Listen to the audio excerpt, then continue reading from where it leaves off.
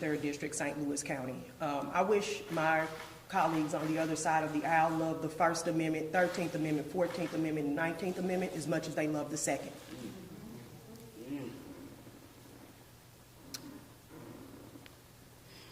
We talk a lot about decorum and we're working together and wanting to call things bipartisan, but what happened today was absolutely repugnant.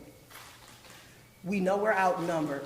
We knew how this vote was going to go, but at a minimum, allowing those of us who rarely see a committee hearing have the opportunity to speak our piece on behalf of the nearly 40,000 people we represent would have been the courteous thing to do. I can go on about how it was Black History Month and ancestors and everything else, but I want to talk about the simple constitutionality and working together and being colleagues in this building, that we all want our elections on the same days. All of us. All of us.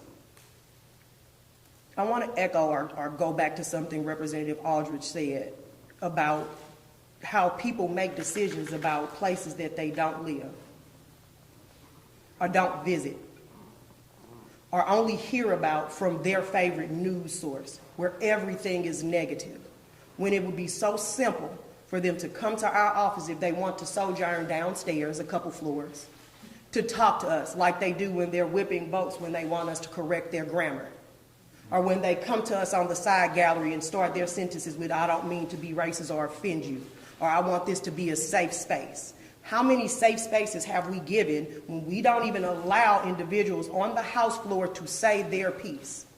Heaven help some of them if some of these conversations ever became public.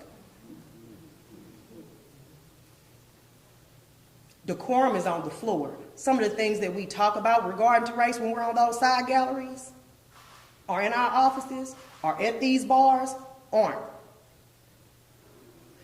The amount of people who come to us, especially those black representatives, after one of these votes happened to tell us how sorry they are,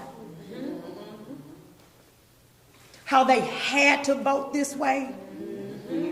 When you can't speak for how the people who sent you here want you to vote because you're scared of leadership, that makes leadership a tyrant.